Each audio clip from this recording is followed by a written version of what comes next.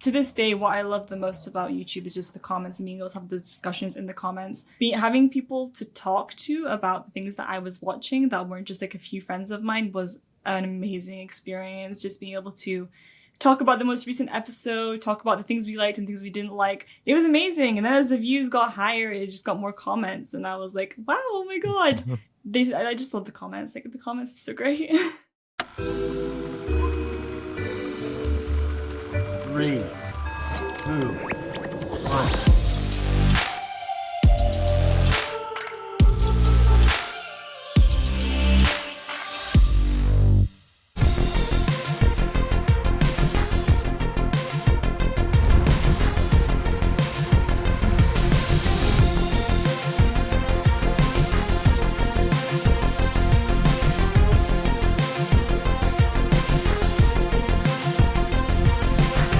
Hey everyone, welcome back to the Reactorverse Podcast, brought to you by Passion Fruit. Today I'm joined by, objectively, I think, a rather newer guest in terms of the reaction space. Someone who's relatively new to the scene compared to some of the other guests I've had on so far, but she is making her own impact thus far with her emotional and extensive anime reactions.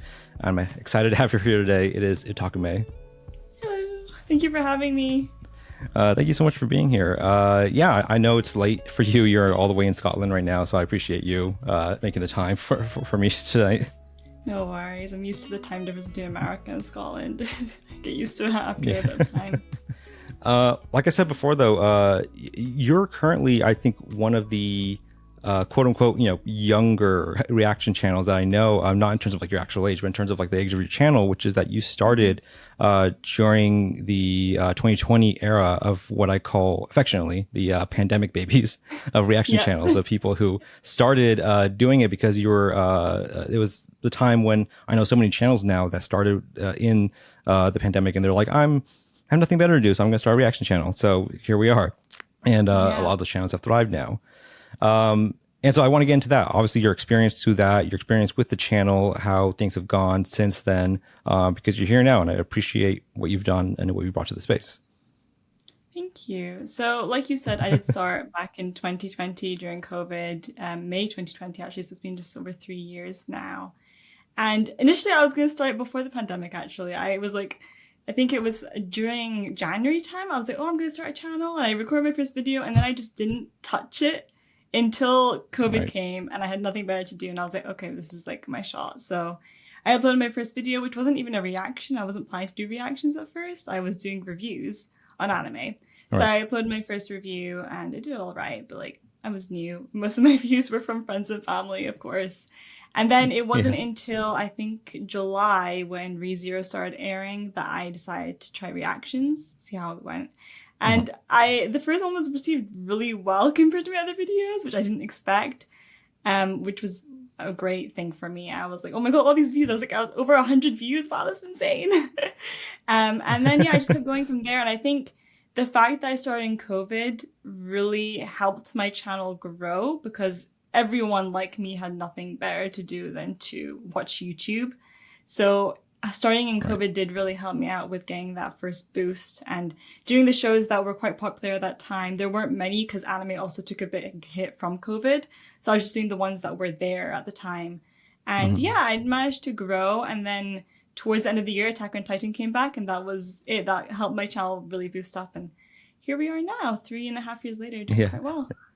Attack on Titan is always one of those big shows that always people love to come and support.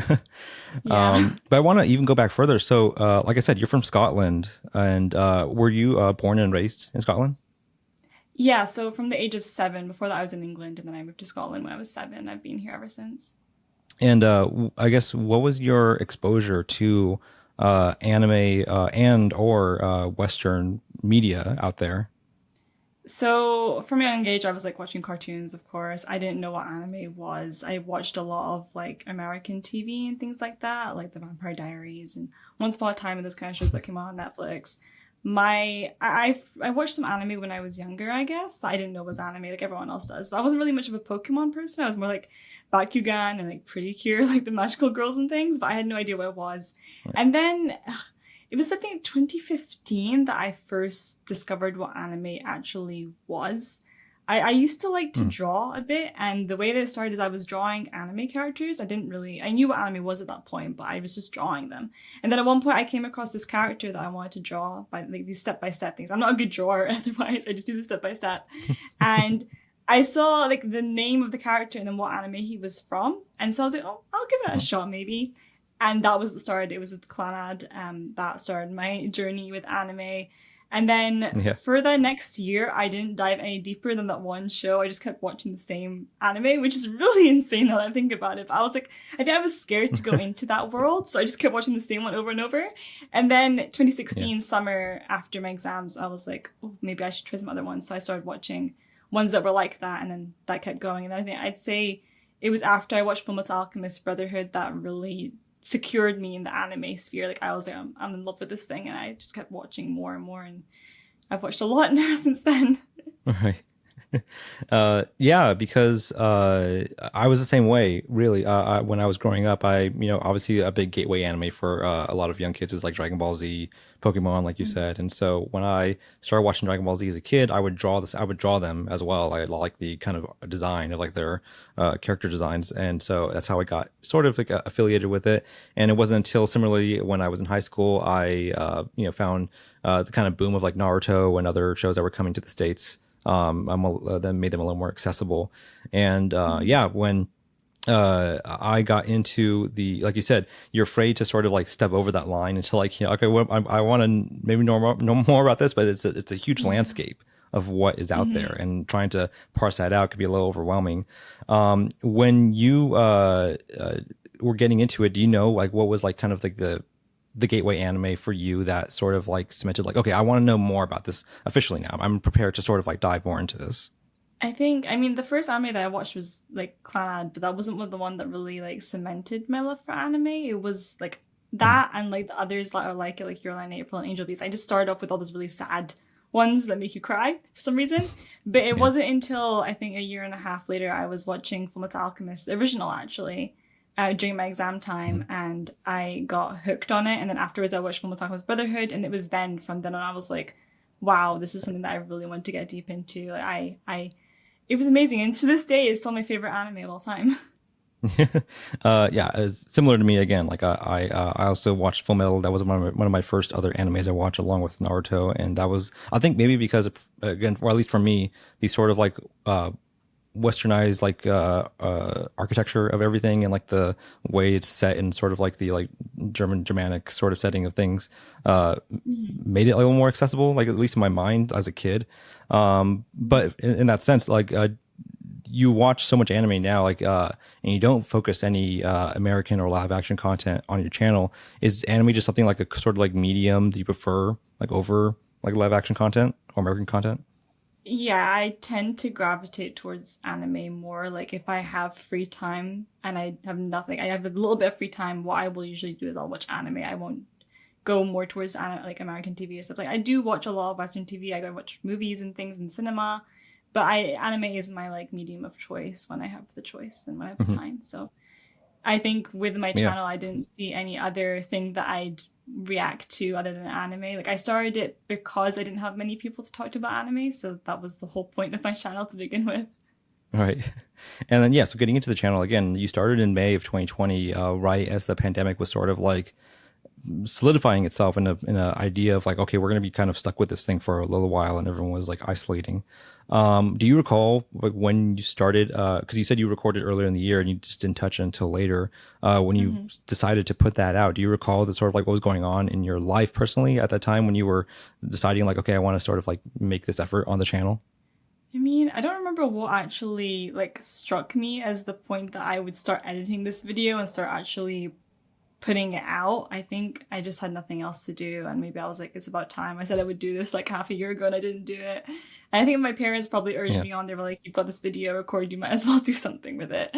I just remember the day that I uploaded it though, I was so nervous, that first video, and I had no idea how YouTube worked. I'd edited for the first time using iMovie. I had no idea what to do with that either. It was the most like easily done video ever. And I just remember sitting on the couch with like my mom and us being like pressing the upload together and be like, oh my God. And then watching to see if the views grew, and then like telling all my friends and my family, like, go watch this, subscribe to my channel and things like that. It was a wild time. It's hard to remember because the whole of COVID anyway feels like such a blur to me that whole time. But I do remember the excitement mixed with the nerves of putting out that first video and then seeing the all right response it got and making me want to do more. So yeah, it was an interesting time. It was quite exciting, but I don't remember much more than that about it. Same, don't worry. Very much same. The whole year was a very big blur for me as well. But like you said, you started with the reviews first, and then you pivoted into reactions for ReZero for that second season that was coming out. What was I guess the decision behind starting or pivoting to a reaction as opposed to a review? Like, were you familiar with the reaction space at all going into that?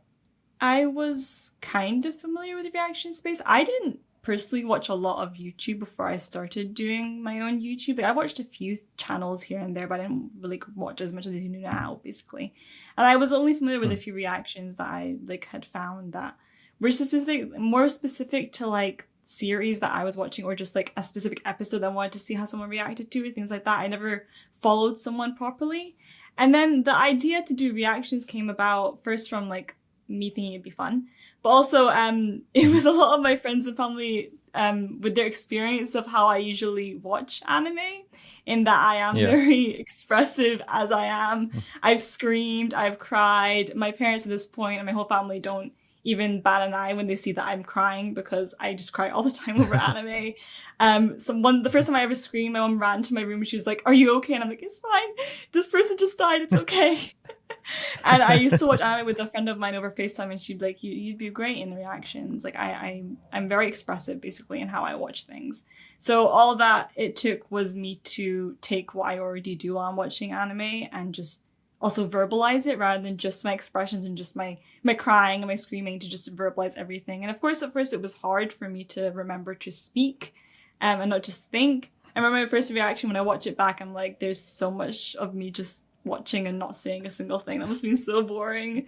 But the more I've come to do it, the more I get used to it, to the point that some people say stop speaking so much. I do like to talk a lot, but I think that's what makes a good reaction channel, I hope. And since then, I have discovered other reactors, and I tend to not watch reactions to things that I'm reacting to, because it kind of makes me compare.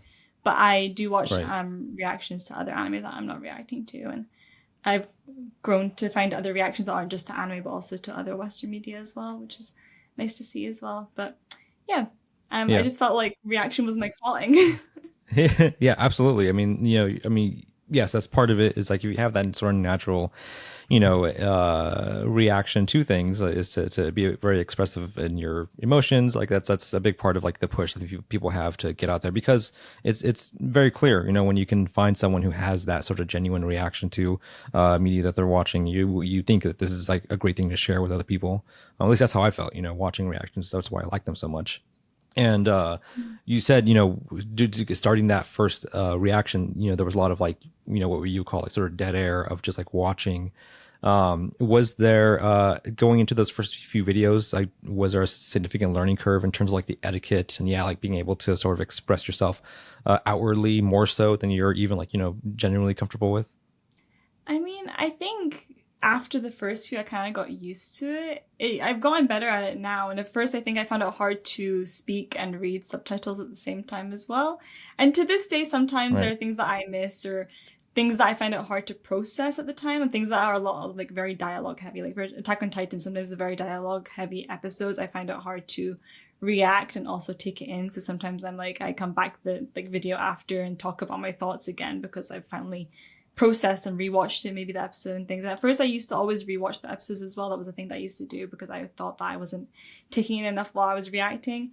But yeah, I think I don't know exactly, but I just think the more I did it, the more comfortable I got with speaking. I guess that's just like practicing, and not really practicing, because I haven't practiced like practice beforehand, but like I think just the Yeah. more you are showing yourself on camera and also watching back my old reactions and being like, oh, so I wasn't talking about enough, I need to watch that and talk a bit more and things like that. It was very gradual for me, I think. And I think I've gotten better. But even now, when I turn the camera on, I'm nervous at first. But whenever, I think for me, the thing is when I start talking about something that I love, all the nerves go away and I'm just talking passionately about All something right. that I really enjoy. And yeah, I just got more comfortable with the camera and more comfortable with watching anime while speaking. And yeah, it just comes naturally to me now. Yeah. Yeah. I mean, it's a very studious nature that you seem to have about it, like being able to watch yourself and sort of improve upon what you think you can. Like it's a good habit to have in this space. Was YouTube like at least like the sort of the anime side of YouTube you were something familiar with, like in terms of like the fandom of like what anime was in terms of like the online cultural conversations? A little bit. I wasn't that heavy into any sort of fandom space. Like I had Instagram, but like I only followed like a few anime things there. I was very much just on more on my personal Instagram without things like that. I didn't have Twitter yet at that point either. I started my Twitter after YouTube, but with YouTube, I think I had found a few channels. The big ones like the Anime Man and Giguk and Sea Dog VA and Aki Deer. So those are the ones that I found, and I didn't really dive any deeper than that. I just used to watch their videos. And it wasn't until I started reactions that I found other people more. It was just before actually that I found a few good reaction channels, and that's what I watched with anime as well. And some breakdown videos, like there's this great channel, Mother's Basement. I loved his breakdowns of like openings and things like that. So those were the ones that I was familiar with, but I didn't, like I said, I didn't really watch much YouTube anyway at that point. So no, I wasn't exposed to very much of anime YouTube until I started doing my own reactions. That's when I found a lot more through just making friends and also just wanting to find more content. Yeah, no, I didn't have much into it actually. That's one of the reasons that I started my channel is because I wanted, yeah, to share my interests with people and to find more people that like what I like. Yeah, and what was that experience like? Getting into your reactions and getting the gradual feedback and reception of people coming in that you didn't know that weren't friends and family. It was amazing. The first time I got like a comment from someone that I didn't know, I celebrated so much. I was like, oh my God, this person commented, they don't know who I am. And then they started requesting like reviews. And I was like, oh, I'll do this, I'll do this. I never actually did the request, unfortunately, because then I started doing reactions and the reviews kind of dropped off. And even now when I try to do a review, no one watches it because they're not there for reviews anymore. They're for reactions. The one thing that I remember really is when I first did my first reaction and my video, I went to sleep. I woke up the next day and my video had 100 views. And I was like, this is insane. I can't believe it's made it to 100. Like, I never thought I'd make it this far. And then when the Yeah. comments started coming in, that was the biggest thing. Because to this day, what I love the most about YouTube is just the comments and being able to have the discussions in the comments. And to this day, I still read and reply to all the comments, or at least read them and heart them at least.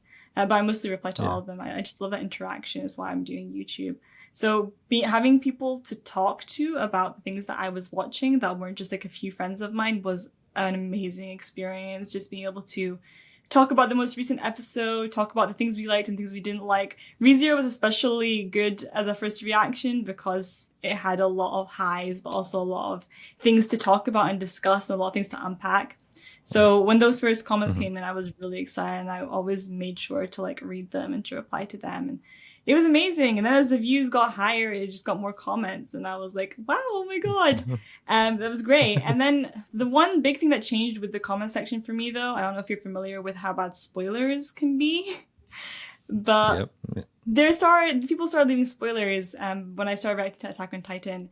And that was when I was like, okay, I need to do something about this. And someone recommended that I should get a mod.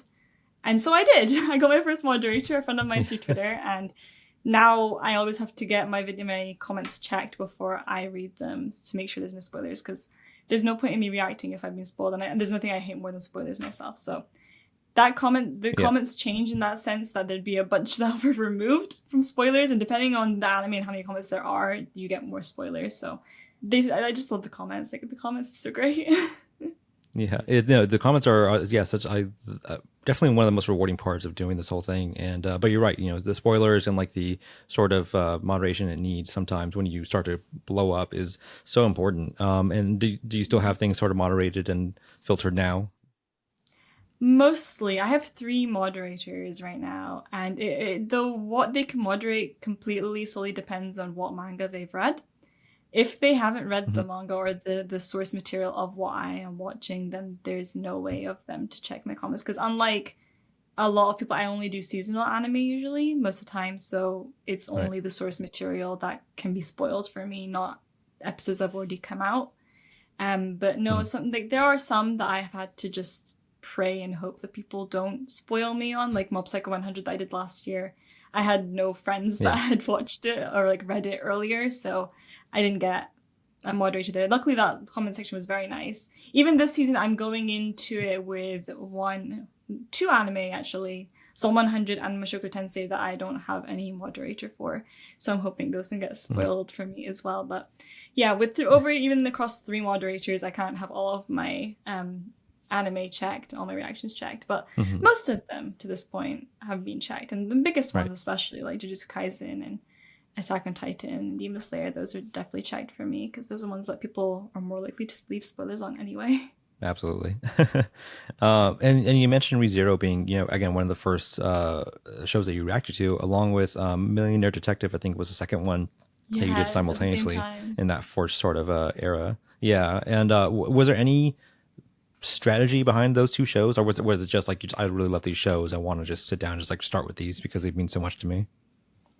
Early on, it was just my enjoyment. I had no idea what was popular back then. I think ReZero, I had a feeling would do well because it was quite popular. But Millionaire Detective was literally just a guilty pleasure of mine. I was like, I love this anime. I want to watch it. I'd been like, I wanted to watch it since I saw the trailers, and so I just went with that. And Yeah. obviously, that proved to me that what's popular matters because ReZero did a lot better than Millionaire Detective, and it was at that point Right. that I realized, okay, like the more popular things do better. And it's not like I sacrifice my enjoyment for the popularity. I usually do like the popular shows, but there's a sense that I have to sometimes do what's popular just to get those views. Otherwise, it doesn't really do well. It's just lucky that I like Mm-hmm. what's popular. Like Attack on Titan is one of the biggest shows, and that does really well. But yeah, with ReZero, I had no idea because I watched the first season like 2 months before the new season came out, and I think it was Yeah. just one of the bigger ones of what was airing that season. Military was just Right. completely random. Yeah, and you dived into a handful within that first year. And again, for that first year for yourself managing the channel, in 2020, which was such a sort of crazy year across the world. Do you remember what that experience was like, just having the channel to sort of focus on while everything was going on around us? It was just a nice way to be able to communicate with people like outside of the house since I couldn't go out and talk to anyone or do anything. So I think just having the channel gave me something to do, something that I could focus on rather than just sitting around doing nothing the whole time. And it was just a way to kind of Hmm. connect with people outside of just my family that we were stuck with at home. Like it gave me an outlet Right. of kind of like for me to express myself and also just to talk to people. I think without the channel, I would have been a lot more deprived of that kind of communication and that interaction that I wanted with people. So having the channel at that point did really help with that and also just giving me something to do at the time than just I mean, I was gonna be watching anime anyway, so it was just me recording rather than just Right. watching it on my own. So it was a nice thing to do, Right. yeah, a nice hobby to pick up. I had nothing else to do, so it helped out in that sense. And then as COVID, like with the second wave, for example, it really helped out then as well because we never expected that to happen. So having that child to fall back Yeah. on and just to find that enjoyment as well was really nice. Now that we're sort of like in a what some might say like a quote unquote post pandemic era of things, did you notice like any sort of shift in the online culture of like who was coming in, who was staying around for the channel? I think all together the views may have dropped a little with people being more busy. I don't feel it as much just because I'm a smaller channel, I think. So, and I usually Mhm. just tend to get more views on what's more popular and things like that. I don't usually notice if a big audience doesn't show up or something like that.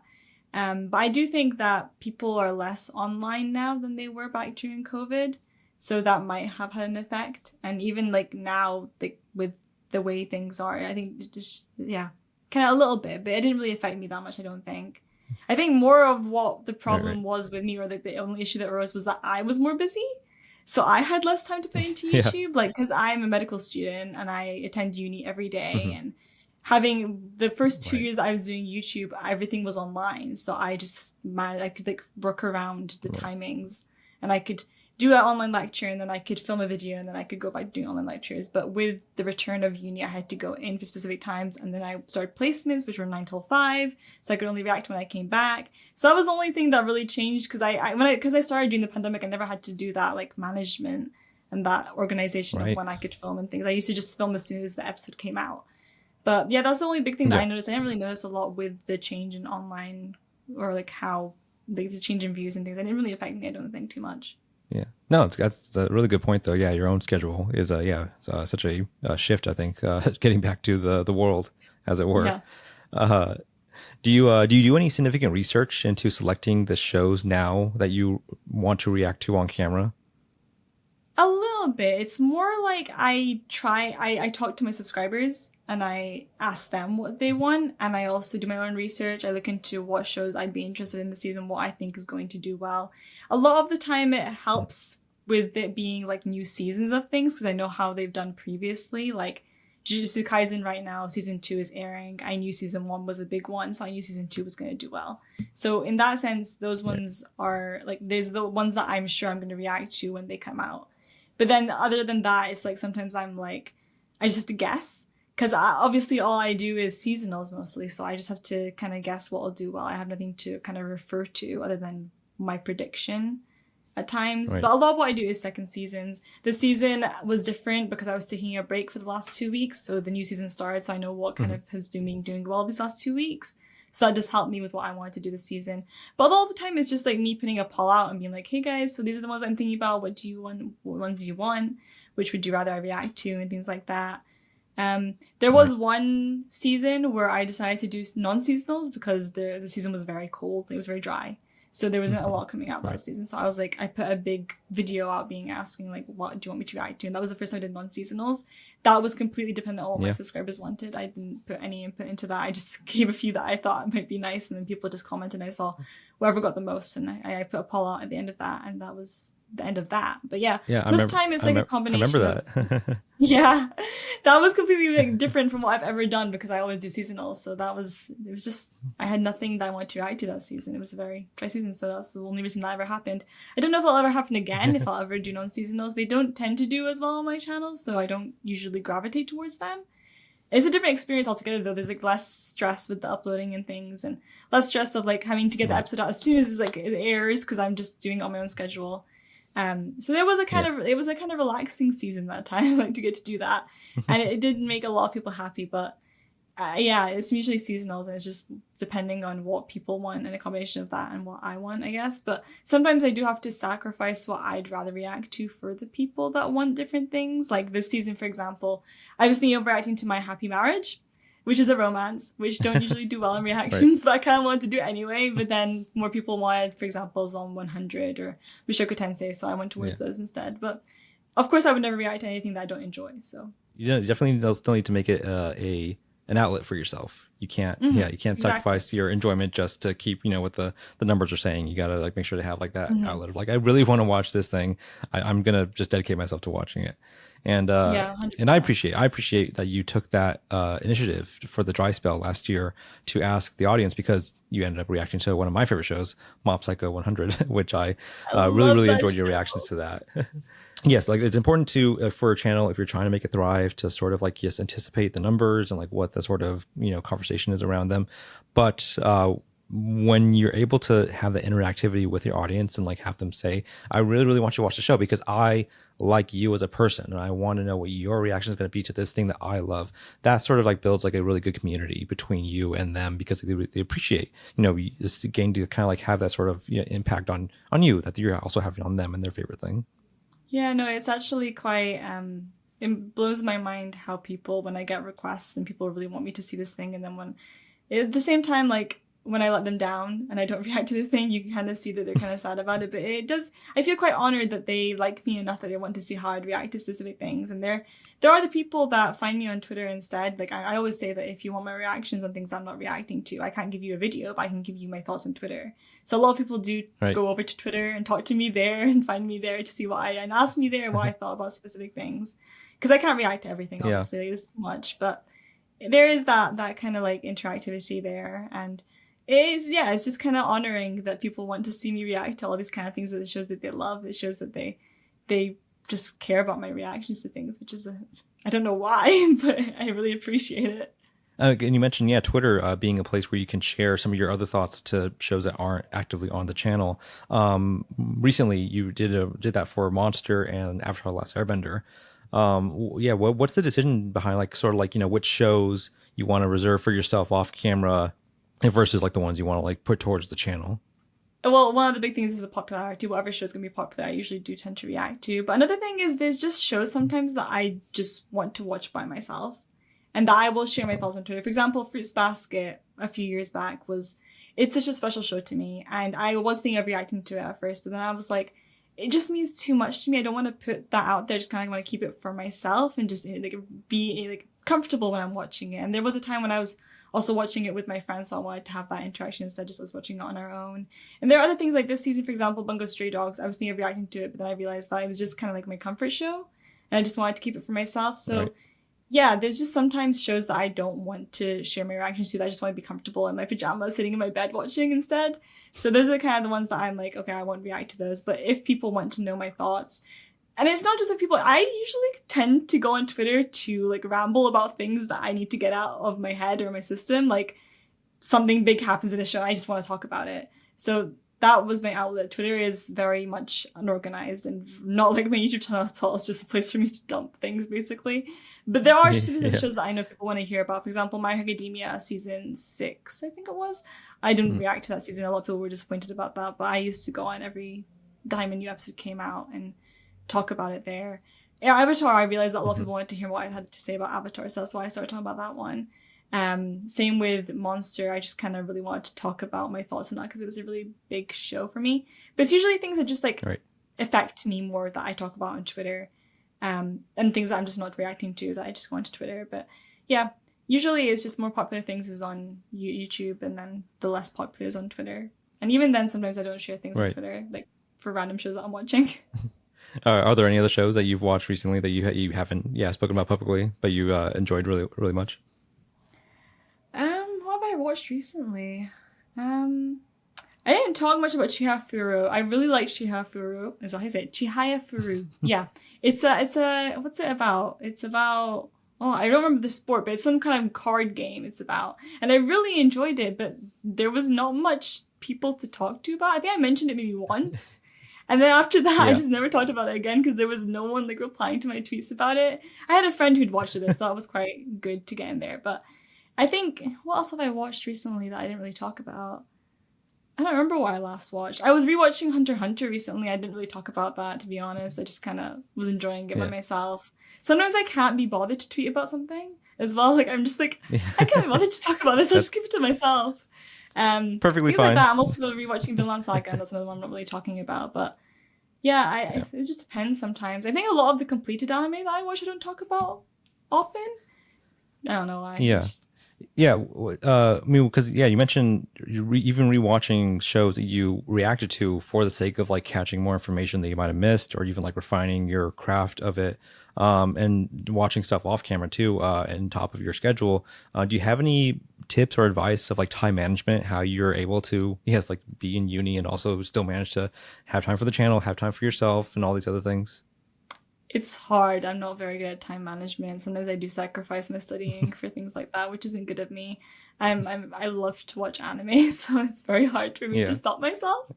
But I guess my go-to thing is to make my priorities straight. Like if I do need to study more, I will limit how much I do on YouTube, how much I react to. For example, I'd switch from going 3 anime a week to 2 a week. Like, I do know that my uni is more important than my YouTube at the moment. I don't do it full time. It's just a hobby of mine. So I do put things above it. And if it needs, like, for example, even the break, I needed that break. I needed it for myself. I needed to take time for myself. I had some personal things going on. So I was like, no, I just need to cut YouTube out for like 2 weeks. And I have never actually really done that before. The only reason I've taken a break from YouTube is for either like a week for like exams, or for example, or like I've been on holiday and I couldn't record while I was away. This is the first time I really just took 2 weeks off, just like completely no YouTube. Trying to find the days that I'd have more time, trying to be like, okay, I'm gonna not be able to study that much on this day, so I'll make up for another day, something like that.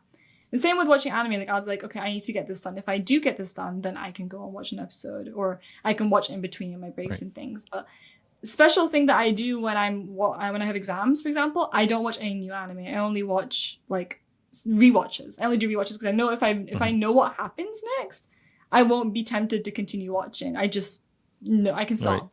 So that's the thing I do. I only do rewatches during exam time, so that helps as well. But yeah, in the end, it's just knowing what's important and just trying to give yourself a set amount of time for something and then move on and do something else that you need to do and make up for things. Yeah, it's hard. Like medicine is a very busy course to do, but YouTube is kind of like that outlet for me. It's like that freedom, and I like having that there. So doing it as a hobby is just nice.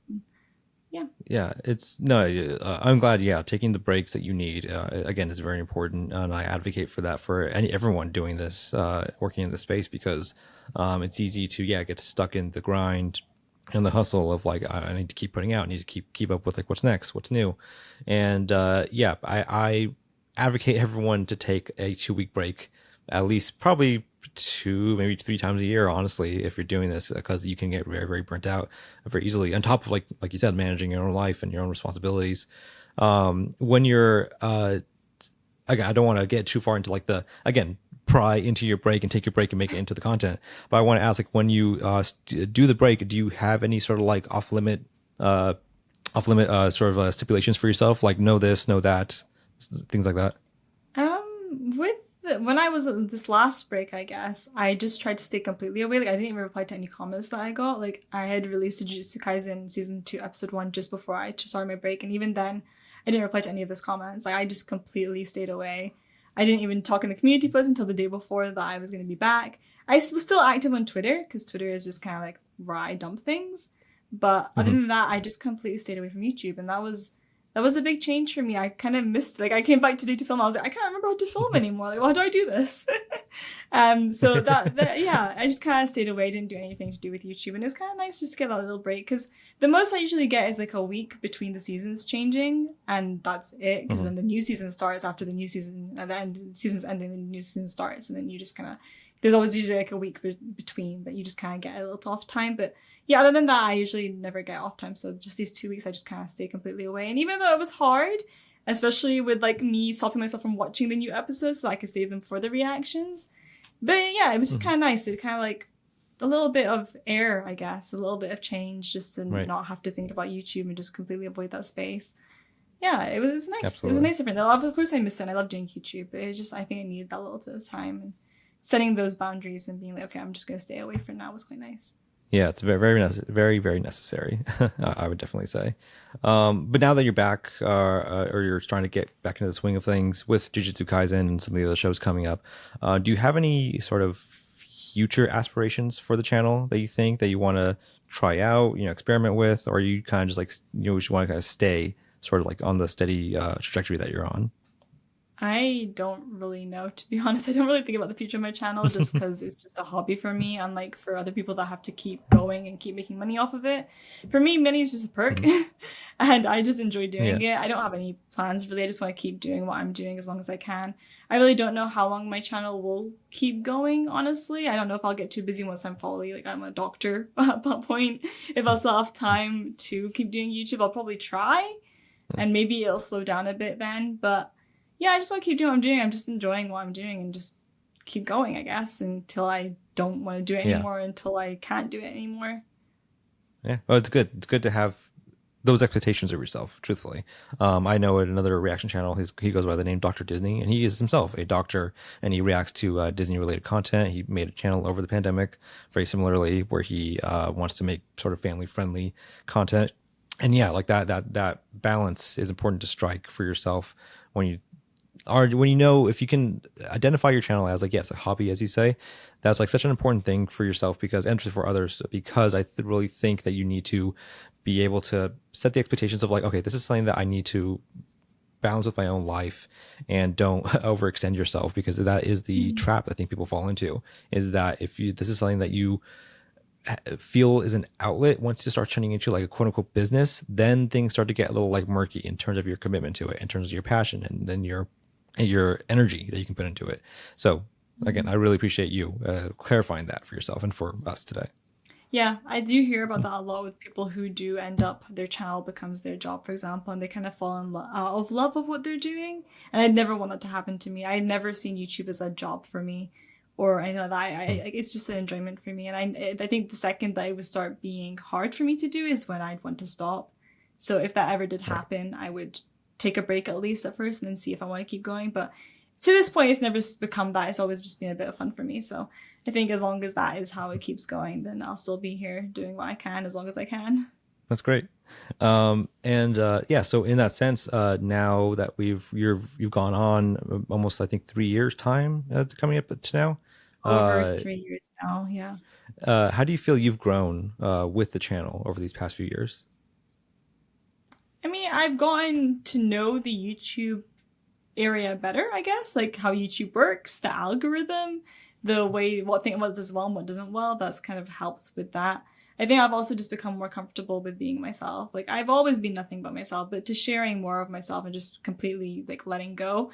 There are very few reactions where I completely am out of control, but sometimes it just happens where I'm just like I lose it, like I just can't. But no, I think I've just got more comfortable, more happy with what I'm doing, and just yeah, I feel more comfortable doing it, more safe, more interactive as well. I think the growth has been quite nice and I have appreciated the community that's grown. I do always talk about how I think that I have the most lovely community. They're always so nice in the comments and people are very sweet and I don't get much hate, which is quite nice as well. Like every now and again you get that kind of like mean comment or something like that. But I think, yeah, I've grown with my channel. I've become more mature as I've gone on older as well. I mean, in your 20s, like I'm 22 now. Like this is the prime time of when you're growing up to be who you are, I guess. So what people say. Right. So I think I have changed, but I think that, yeah, I've kind of grown with my channel. I think my audience that has been there since the beginning have grown with me. And that's quite nice as well that we were all growing together. And we're finding different things we're interested in, things like that. But we're still together and we're still enjoying what we enjoy together, which is nice. I think, yeah, even though I'm only 3 years, it's not that much and not much has changed, to be honest. I think it's just like little things like that and just like growing up with it is quite nice. Yeah.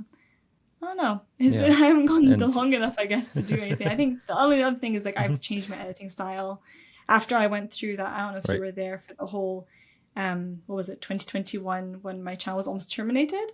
That caused a lot of changes for my channel. So I have changed editing here and there, and I've changed the way that I do things and the way I also put my time towards it as well. But other than that, nothing much has changed. It's just kind of like I've changed a little maybe, and I'm more comfortable now, but that's about it. And that might lead into my last question here, which is what would you say is the most rewarding part of the channel for you? Again, the comments for me. It's just being able to talk to people in the comments. It's nice to get views, and I obviously do care about those, and how watching it grow is very nice. But the most rewarding thing is just like people being like, oh, I like your reactions, and like I reacted the same way as you. It's nice to see that we have the same reactions and things like that, and just getting to talk to people in the comments is the most rewarding thing. Just having people that want to talk to me. And especially when I see the same people commenting again and again and the same, like this, I recognize their profile pictures, I recognize their names. That is the most rewarding thing. So that shows that they care about what you think and they want to keep watching your videos. They like your content. I think that's the most rewarding thing when you see someone constantly commenting. You're like, oh, this is so nice. And you kind of form that like bond with them. Like those, I can become more friendly with those people because I kind of recognize them. We almost become like kind of friends through YouTube in that way. I think it's really rewarding. That was, yeah. That's great. Yeah. Fantastic. Yeah. I appreciate the insight on all of that. I do have our final questionnaire for today's episode. It is just 10 questions, sort of just down the barrel of your experience here. So feel free to elaborate as much as you want, and let's get started. The first question is, what is your favorite TV show? Does this include anime? Yeah, anime as well, yeah. I'll put Fullmetal Alchemist then. that one. Yeah, from the Yeah. blacklist. Still up there. Yeah. Yep. What is your favorite film? Oh, that's a hard one. I don't have a good answer for this. Um, Don't worry, a lot of this is people hard. don't. I don't know. I don't have a favorite film. I have ones in categories. Like I have my favorite Disney film, which is like The Lion King. I have my favorite like anime film, which is Your Name. But like film altogether, I don't actually know. I don't think I can answer that. And anime films, fine. Yeah, if there's an anime film that you My favorite favor, anime film yeah, is Your Name. Yeah, that one. that's a good one. What would you say stresses you out? My uni course that stresses me out. Exams stress me That's very out big very time. fair. I think in terms of YouTube, when a video isn't doing well, when a series isn't doing well, that stresses me out. I'm like, should I continue doing it? I'm the kind of person who like when they start something, they don't want to stop. They kind of just want to finish it. So I've never actually dropped a show that I've done, but that just tends to stress me out when I'm like, oh, like it's not doing well, but like I'm gonna keep doing it anyway. That's the kind of stress of mine as well. Right, right. What helps you relax? Watching anime. That helps me relax. I Yeah, also like to good. read books is a big thing as well for me. I like to do that. Watching videos on Good. YouTube, just hanging out with my family and my friends, that helps me relax as well. But if I'm really just need to relax, I'll just put an anime on and sit in bed and watch it.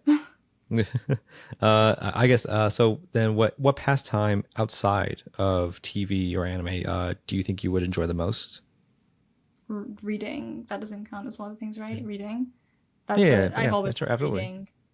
Yeah, I love reading. I've always loved it. It's always something that I've been really a big fan of, and I still read to this day, which is something that I think I'll always keep doing. I think it's a nice different kind of media to enjoy, which is very different from any other kind of media. So yeah, reading. What would you say is your guilty pleasure anime? Yuri on Ice. I think I cast as a guilty pleasure. I love that anime way more than I should, and it's just always one that I go back to when I'm feeling down or I'm just it's always the one I fall back to. I've watched the episodes so many times. I'm still waiting for that movie. Mappa promises a movie and it's still not here. I don't know where it is. But yeah, that's my like one Yeah. anime that I can say is not the best anime, but it is solid. It solidifies its space forever in my top 10 anime because I just love it too much. Very fair. What would your dream profession be besides your reactions or if even going to uni for medical school beyond that? I used to be like into like interior design. I had a thought of doing that once. Also being a fashion designer, but I'm really bad at art, so I couldn't do that, I don't think. But those are the kind of things. I think Yeah. though the one thing that I wanted to do when I was a child was be a teacher, but I never did go Yeah. on to do that anymore anyway. So yeah, I guess I'm kind of doing what I I respect want, that. which is Yeah. being a doctor. It's also very good. What anime or show would you say gave you your favorite reaction experience on the channel? Probably Attack on Titan. No other reaction series has been quite like that.